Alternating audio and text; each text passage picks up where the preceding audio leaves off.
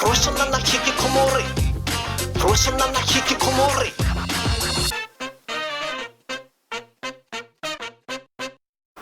フェラーリは保険が難しくて本当にそうでしょうか。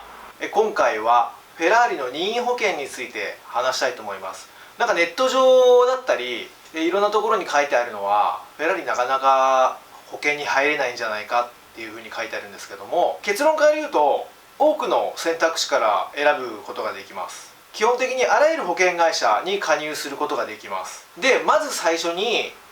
行ったのはネット型の自動車保険で、一斉に数社に見積もりを依頼したんですけども、これはね非常に安かったです。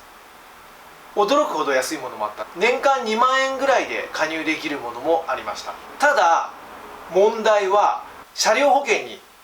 全く入れません。車両保険っていうのは車が壊れてしまった時に保証してくれる保険の種類なんですけども、その車両保険を付帯することができない。はい、もう一度言います。ネット型保険、ダイレクト保険では自動車保険には入れますが車両保険を付帯することができません。もしかしたらあるのかもしれないけど、僕が調べた範囲ではそうでした。数社 10社近くかなに一斉見積もりを依頼しましたけども、自動車保険には入れます。かつ非常に安い。しかし車両保険を付帯することができない。これが結論です。続いてたまに街で見かける店舗型の保険代理店に行ってきました。店舗型の保険代理店であって、保険代理店だからいろんな保険会社の商品を取り継いでくれる、これが代理店ね、店舗型のね。でこの店舗型の保険代理店に行ってきたところ、店舗型だからネットで完結するダイレクト保険よりは割高なんだけども、車両保険を付帯することができます。商品を提案してくれます。だけどもね、ちょっと不満があって、その付帯してくれる車両保険が満足いく額じゃないのよ。でどういうことかというと、車の価格にはさ、物の価格にはだと全てだと思うんだけど、で物にはマーケットで取引されている額と時価というものがあるんだけど、この時価というものの価格しか車両保険で支払ってくれないのよ。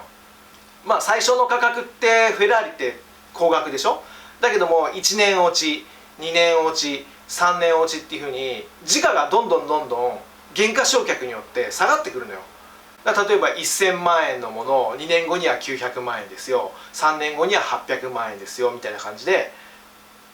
どんどん値段が下がってくるのね。で古い中古車を買うと保証してくれる額とマーケットで流通している値段に大きく乖離があるんだよね。でこれが納得いかないの。しかもその店舗の営業の人が言葉巧みにね、保険って全てそういうものですからみたいな、時価までしか払えないんですよ、それが一般的なんですよみたいなことをミスリードさせようとするのよ。言葉巧みにねすり込んでくるのよ。それが僕としては納得いかないなと思ってね。で3番目、結局何が一番いいかっていうと、ネット型のダイレクト保険、店舗型の代理店、3つ目ディーラーが紹介してくれる保険会社、これが一番いい。高級車扱っているディーラーが紹介してくれる保険会社だから、その高級車に向けた保険商品を取り扱っている会社を紹介してくれるっていうこと。先ほどずっと愚痴を言ってた車両保険、時価ではなくてマーケット価格、購入する価格まで保証してくれるっていう商品を提案してくれる保険会社を紹介してくれます。これが一番安心だね。つまり僕としてみれば選択肢は3つあります。1つはネット型ダイレクト保険、これはもし車両保険を付帯しなくてもいいんであればべらぼうに安い、一番安い。2番目、町の店舗型代理店、これは車両保険、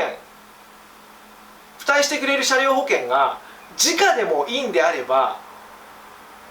車両保険つけてくれるから、選んでもいいかなと思うけど、僕の場合多額の保険料を払って自家しか保証してくれないってなったら、ちょっと車両保険を付帯する意味がないので、2番目の町にある店舗型の保険代理店は選択肢としてないかな。だから3番目、一番僕が勧めるのは3番目、ディーラーが紹介してくれる保険代理店に話を聞いて、その中で満足のいく車両保険を付帯してくれる商品を選ぶ、これが一番いいです。はい、今回はフェラーリを購入する際よく問題になる任意保険をどこで選べばいいかというのを学んだのでまとめてみました。そういえばね、もうすぐ釣り行くからね、コロラド行くからね、コロラドの釣りの動画待っててね、ぜひ見てください。チャオ。Why don't you buy my beautiful dragonfly? Don't be shy, baby, come to the surface. Why don't you buy my beautiful dragonfly? Don't be shy, baby, come to the surface. Subscribe.